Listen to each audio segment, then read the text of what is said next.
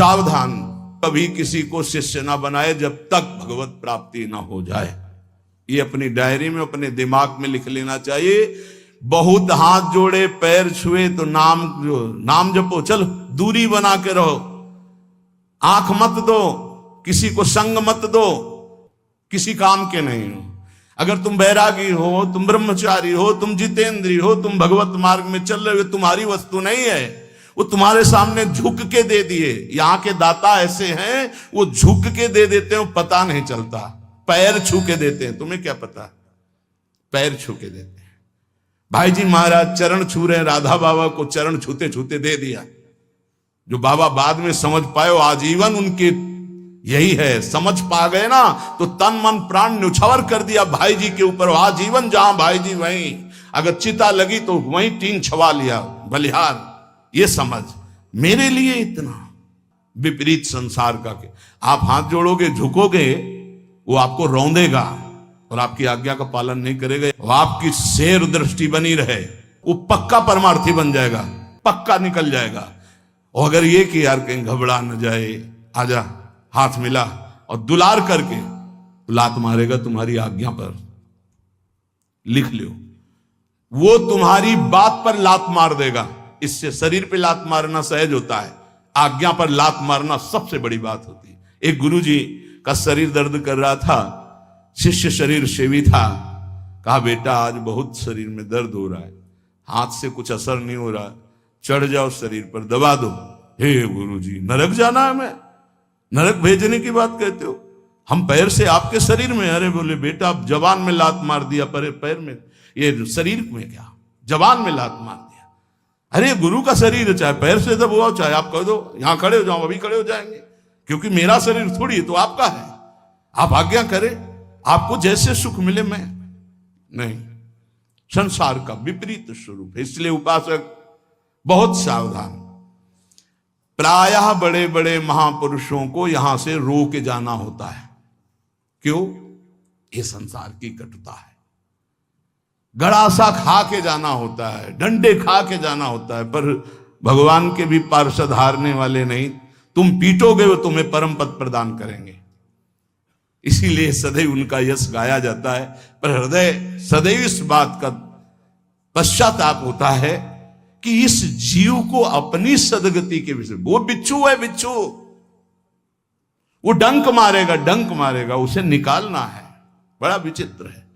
फिर ये लगता है कैसे कैसे जीव हैं, उनको सतमार्ग के लिए प्रेरित करो, उनको सतमार्ग की व्यवस्था करो, उनको सतमार्ग जीवन का जो धरोहर है दे दो, पर वो लात ही मारेंगे, वो अवहेलना ही करेंगे। कैसे कैसे कल्याण हो, कैसे परम मंगल हो, वो इस विचार में है, और उनको लगता है मैं कुछ हूं, इसी से पतन हो जाता है।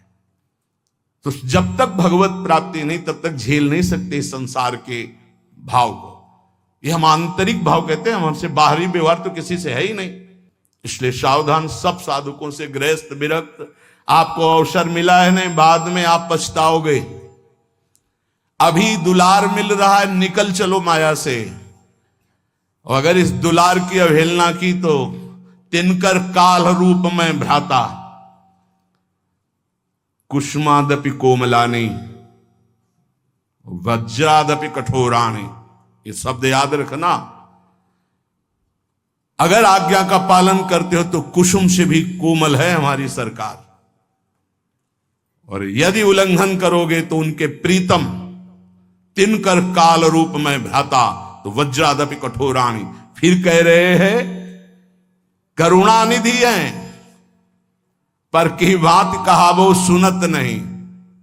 वो फिर नहीं सुनते, फिर नहीं सुनते। ध्यान रखना, अभी अवसर उन्होंने ही दिया है, संत समागम का अवसर प्रभु ने दिया है। जब द्रवई दीन दयालु राघव तो साधु संगति पाइए, बढ़िया अवसर है, निकल चलो। कथा, चर्चा, सत्संग, ये सिर्फ आपके लिए हो रहा है, ध्यान रखना।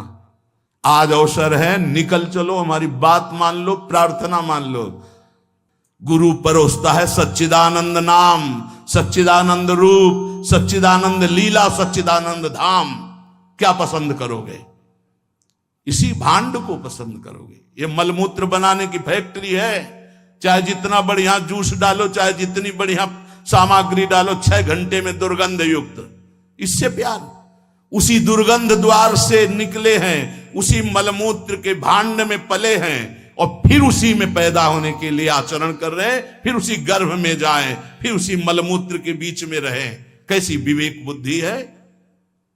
अगर निकाल करके नाम रूप लीला धाम में तो तुमको ये पसंद नहीं आ रहा, वही पसंद आ रहा है, वही मलमूत्र के शरीर में आ सकती।